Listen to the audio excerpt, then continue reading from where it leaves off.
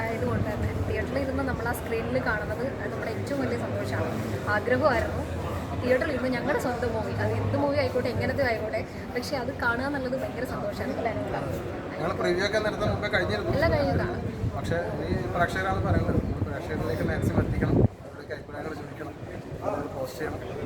ചെറിയൊരു മെസ്സേജ് കൂടെ ഉണ്ട് അതിനകത്ത്. ശരിക്കും ഒന്നോ രണ്ടോ 10 ആൾക്കാർ ഒരു സ്ഥലത്ത് പോയി പെട്ടാൽ അതെങ്ങനെ അത് തരണം ചെയ്യുന്നുണ്ട് എന്നുള്ളതാണ്. ഇപ്പോൾ ആ പെൺകുട്ടി ആണെങ്കിലും നായിക ആണെങ്കിലും ഞങ്ങളിൽ നിന്നൊക്കെ രക്ഷപ്പെട്ടിട്ടാണ് അങ്ങനെ പോയിരിക്കുന്നത്.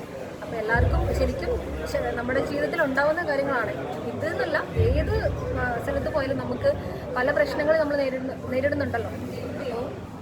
ചെറിയൊരു മെസ്സേജൊക്കെ നമുക്ക് തന്നിട്ടുണ്ട്. സ്റ്റണ്ടൊക്കെ ചെയ്തിരുന്നു. എനിക്ക് അതാണ് കൂടുതലുള്ളത്.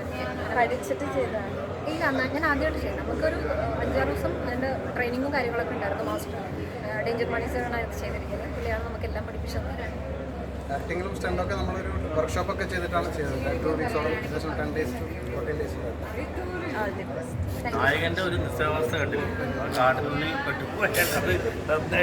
പ്രതികരിക്കേണ്ടത് എപ്പോഴും സ്ത്രീകൾക്ക് പ്രശ്നം പറ്റുമ്പം ഒരു ഹീറോ പോലെ വരേണ്ടതല്ല, അവർ തന്നെയാണ് ഫൈറ്റ് ബാക്ക് ചെയ്യേണ്ടതെന്നുള്ള ഒരു സ്റ്റൈലാണ് നമ്മൾ മേക്ക് ചെയ്തിരിക്കുന്നത്. നായകൻ ഫൈറ്റ് കൂടെ അറിഞ്ഞിരിക്കണമെന്ന് ഒരു എത്തിപ്പെട്ട നായകനെന്നല്ല ഏതൊരു വ്യക്തി കാര്യം അമ്മാതിരി ഒരു ചെറുതായിരുന്നു. ഒരു സമീപത്തുള്ളത് തന്നെയാണ് ജീവിക്കാൻ വേണ്ടിയിട്ടുള്ള പാട്. ശരിക്കും ഒരു പെട്ടുപോകുന്ന ആൾക്കാരുടെ എൻ്റെ RRലും അതുപോലെ UP വർക്കിലൊക്കെ പ്രേക്ഷകരെ പിടിച്ചിരുത്തുന്നുണ്ട്.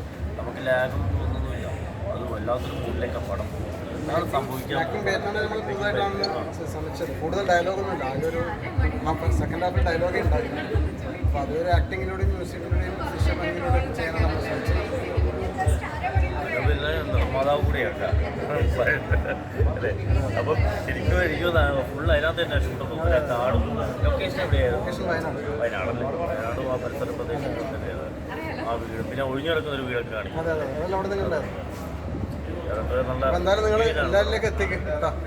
പാട്ടിനെ കുറിച്ച് ചോദിച്ചു. പാട്ടുകൾ 3 പാട്ടുകളാണ്. ഒന്ന് റഫീഖ് അഹമ്മദ് എഴുതിയതാണ്, ഒന്ന് ദിനേശ് കുമാർ, പിന്നെ 3ാമത്തെ പാട്ട് ഞാൻ എഴുതിയാണ് ഒരു പാട്ട്. അപ്പോൾ പാട്ടുകളും തമിഴിലും റിലീസുണ്ട്. ഇത് തന്നെ ഒരേ സമയം തമിഴിലും മലയാളത്തിലും റിലീസ് ചെയ്തു.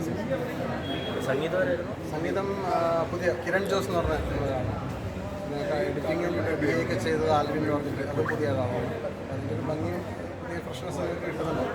നായകൻ അതെല്ലാം തീം സോങ് ഞാൻ എഴുതിയതാണ്. ബാക്കി 2 പാട്ടുകൾ ദിനേശ് കുമാർ.